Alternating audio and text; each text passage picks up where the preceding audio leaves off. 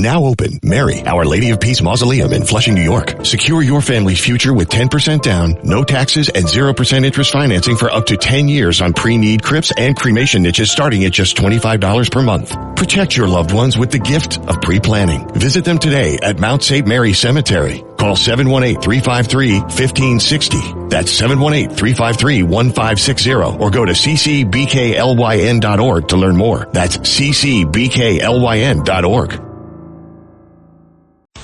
This is Sid and Friends in the Morning. 77 WABC.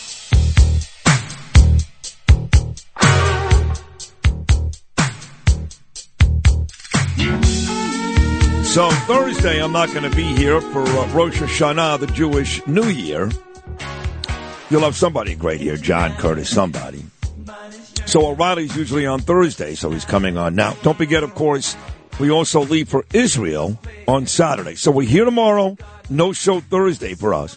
Back on Friday. Saturday, we head to Israel. Monday, our first show live from Israel, from a base in a bomb shelter. This is all true. Right by the Gaza border. And it looks as though President Trump will be calling in. I'm waiting for Margot Martin to get that confirmation today. We don't have it yet. So Monday should be a huge day. But right now it's huge because he was the best. He still is the best. He'll always be the best. Whether it's 9 p.m. weeknights right here at WABC or his own amazing no-spin website, BillO'Reilly.com. Interviews, TV shows, all of it. Columns are great. It's got 13 killing books in, all bestsellers. Or maybe his best work ever is number one right now, out just a couple of weeks, Confronting the Presidency. Is the great Bill O'Reilly. Bill, good morning, my friend, and I guess we start right here. Let's go Mets. Yeah, but I have questions before we get to the Mets. Sure. Number one, Jewish New Year. Yes. What's the celebration map for that? What do you guys do? Same thing as the American New Year. We open up a bottle of champagne and we party all night long, and nothing like that, actually. What do, Bill? We go to shul/temple for basically 2 days. We blow a shofar, which is a ram's horn, which introduces the new year. So basically, we do a lot of praying, one really nice family dinner. That's about the extent of it. Okay, so it's more of a religious holiday, just like the secular New Year's Eve. I don't know whether you've ever noticed in Times Square, but there are a lot of people saying prayers there really? That they're not executed on the spot by roving violent gangs. But so that prayer quotient is going higher on the regular New Year's Eve. Well, look, I want you to have a good time with your family, and it's fun. I'm glad you're going to Israel. I'm going to London on Thursday night to see the Jets-Vikings game. No way, really? Yep, taking my son. I'm going to have a talk before the game with the team. They cannot turn in another performance like that. Yeah. Just as I have to have a talk with the relief pitcher on the Mets, Diaz, that can never happen again. Well, that happens with him quite a bit the last couple of months. Thank God he had a better second inning, but he has not been very steady for the Mets. But as for the Jets, and I know that Spencer, of course, went to school in the UK like my daughter Ava does, so he's familiar with London. But they are running into a juggernaut. Ironically, the kid they drafted out of USC many years ago, Sam Darnold, has been far and away through 4 weeks the league MVP, 10 touchdowns already. The Vikings are one of just 2 undefeated teams in the NFL. The Kansas City Chiefs are the other. So the Jets are running into a big problem in London coming up this week. I think they could win. You do? I think they could win. Okay. I'm not saying that you should go to that stupid website and bet your house. Right. All right. I don't like that that TV betting stuff. That drives me nuts. But anyway, it's another topic. But I'm hopeful the Jets will understand. They have an opportunity, and we want to get onto the news thing, I know. But when you travel that distance, that takes a lot out of you. And so that's a little bit of an indicator. But it all has to do with motivation in any sporting event. I was happy to see the Mets last night. I was happy to see Steve Cohen out on the field. Yeah. Classy move by the owner. Yes. And by the way, for folks that don't know this, I actually met Steve Cohen And the only reason why I met Steve Cohen was because Bill O'Reilly took me to a Mets-Cubs game and brought me into Steve Cohen's box. Yeah, against his will. Yes. I had to say, look, Steve, I'm either bringing Sid in there or he's going to stand outside the door and howl for 6 innings. But he played it off nicely. He was very, very nice to me. You'd never know. Guy. That was actually a great night because it was me, you, him, and the owner of the Islanders, John Ledecky, was there. Right. Yeah. All good guys. And, I'm big, as you are, big New York sports fan. So I was listening to Catsimatidis with this George Soros stuff. This is an underreported story because the progressive, corrupt media doesn't want the American people to understand what Soros is trying to do here. So George Soros is done. He's finished. But it's his son, Alexander, who's running this whole thing. He's a younger guy. I think he's engaged to Anthony Weiner's ex-wife. That's right, Homer Aberdeen, Hillary Clinton's best friend, Weiner's ex-wife and former girlfriend of Bradley Cooper. But these people are unbelievable fanatics about imposing progressive ideology on this country. So they get the 200 stations. They couldn't care less whether the stations make money or not. All right? They don't, that's not what they're in it for. They know that talk radio is dominated by conservatives now. They want to try to change that. They tried before with this Air America. It bombed. Anybody who can listen to Al Franken for 3 hours needs to be committed, all right? I mean, they need to be taken away and put in a little facility. How could you do that? So the thing folded. But they're trying to resurrect it here as a liberal counterweight to the conservative talkers. That's what's happening. All right. Well, is it scary or not really? No. Look, WABC is a phenomenon. In a time when linear radio is declining everywhere, WABC is surging. And the reason is that it's a local station. All right? We talk about national stuff, but we do it from a local point of view. The personnel all live here and were raised here. That's a huge advantage. Yes. Okay, because we know the rhythms of the city, the history of the city, and we can cut through the BS because that's what New Yorkers do. So Catsimatidis put together this lineup, one after the other, where when you listen to WABC, you are getting authentic New York talk. And that's the formula for success. Agreed. Well, let's take a quick break and stick to New York because in the city you're talking about, which does have a lot of authenticity, we got a big debate coming up tonight. The question is, does Bill O'Reilly care? And whether you care or not, the second question is does it matter? Does it really matter in this upcoming presidential race? Who's more impressive, J.D. Vance or Tim Walz tonight? Both of those questions about to be answered by the best ever, my main man, Bill O'Reilly. Keep it right here. Pure excitement. When she touches, can't resist her. I'm a puppet when she's playing. She's outgoing, but I love her so. Mistaken. So I say now, baby, what's your claim to fame? Got me out of bed, heard you call my name. What's this crazy place? Wanna take me to? Tell me what's the price if I go with you? My heart, my soul, my love is not to go. My thrill, then I will. Ain't misled, be for real. Thought I knew her, this lady. Oi! This is Sid and Friends in the Morning. 77 WABC. I think we're doomed.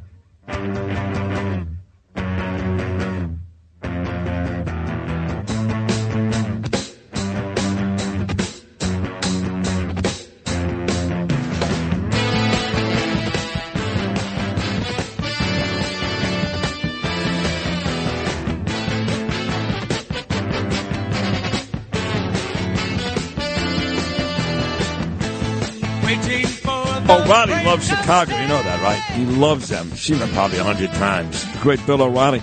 So, Bill, before we broke there, I brought up this VP debate tonight. I mean, I'll watch some. Go back and forth between that and the baseball, but I'm not overly interested. I don't believe that even Trump and Harris are overly interested. They act like they are. But you tell me, what do you expect to see? What's the importance? Do you care? Give me the lowdown on tonight's big debate. Well, it could work to Trump's advantage. Walz is a bad candidate. He's all over the place, and he doesn't have a strong record in Minnesota, particularly because of all the George Floyd riot stuff, where he just totally booted it. And that's a pretty intense situation. But Vance has got to understand what he's walking into. He's walking into cat ladies. He's walking into eating Cocker Spaniels. He's walking into every provocative thing Vance has ever said. All right, he said a bunch. He's walking into. You left out the worst one, which I brought up twice this morning. Much of the ire. Yeah, rape is inconvenient, and these Trump supporters get so mad at me. What do you want from me? I didn't say it. No, but what Vance has to do is anticipate that the two moderators, both liberal women, and Walz are going to wail on him for the personal stuff. Has to. So, if Vance understands that, he can't fall into the trap. All right? So he's got to have a line like, listen, you guys can personally attack me all day long. You take things out of context. I'm not here to defend my rhetoric. I'm here to say you're going to ruin the country if Harris and Walz are elected. And here's why. And that's all he does. But because if he allows himself, like Trump did in a debate with Kamala Harris, to go on the defensive, he's going to get waxed. So Vance has got to know that up top. Just stay on what Americans are worried about, which is their money, the crazy border, and overseas wars. That's all you do in the debate. And you go fact after fact after fact after fact. I could hand him now 20 facts on those three topics that would destroy Walz. Yeah. But here's the question. You said it could help Trump. I'm a huge Trump supporter, obviously, and I don't care. I mean, look, he's not my first choice, J.D. Vance, but I certainly think he's more worthy than Tim Walz. But how does it really help Donald Trump? How? Because Kamala Harris's support is thin. Right. Okay? Most people are supporting her because they don't like Trump. Right. Not because they like her. Same thing with Biden. If Vance can elevate himself up on the issues, okay, the people in the middle who are very suspicious, that's a key word, they're suspicious of Kamala and Walz because Kamala won't answer any questions, and Walz looks like some kind of grandpa who you want to just get out early on Thanksgiving. Yeah, we're gonna eat at 8 a.m., Grandpa, and then by 10:30, we'll put you in the cab. Okay, that's who Walz comes off as. And if Vance can somehow define the superiority of the Trump ticket on issues, that will help Trump. See, what I'm hearing here is it doesn't matter what Vance does. What I'm hearing is I'll tell you why. What I'm hearing is people don't trust Kamala. They don't know Kamala. Right. So they need a reason to believe in Kamala.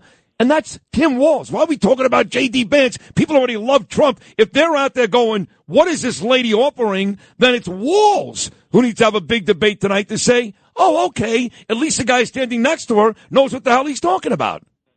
Yeah, but you have to understand that there's a ebb and flow over the next 5 weeks. We vote 5 weeks from today. So there's an emotional quotient. And if Vance comes off as composed and knows what he talks about, and all you got to do is watch my interview with Vance. He answered all the questions. Some of the answers didn't stack, in my opinion, but he didn't dodge them. And you can just Google that, O'Reilly Vance, and it'll pop right up. If he comes in authoritatively and looks into the camera and says, listen, they can attack me all day long, take my stuff out of context, but what's important is they're going to ruin the country. Right. No, here's why. Right. No, he has to do that. But I'm just saying the candidate that needs to a certain extent, gain some credibility is Harris, not Trump. Trump doesn't need J.D. Vance. Harris needs Walz. Walz has to be great tonight, or all of our concerns about that ticket remain the same. It doesn't matter whether Vance is great enough because we know Trump is great. If Vance doesn't do well tonight, the press will say he did well. Okay? Most people are going to be watching the playoff games. They're not going to be watching this debate. Right, I know, but you think the press is going to say nice things about J.D. Vance? No. If Walz bombs, they'll say that Walz won. Right, exactly. Right. So it's a wash as far as the people who are going to hear about it. Right. But the people who watch it, those people who are engaged, if Vance comes off authoritatively, that will help Trump. Yeah, I don't know. I mean, I think he will be anyway because I think he's more of an authoritative person and personality. They're going to bait him with everything that he's possibly said or wrote, and I agree. He's just got to float above it. I don't know whether he can or not. No, it's a good question. That is one of the things I guess I'd like to see because they will hit him with all of it, the catless lady stuff, the rape stuff, all that stuff. But then again, what do we have on Walz? I mean, I guess this guy? Yeah, Minnesota burned to the ground, and he did nothing about it. We got 19,000 selfies with, Elon Omar. Let's start there.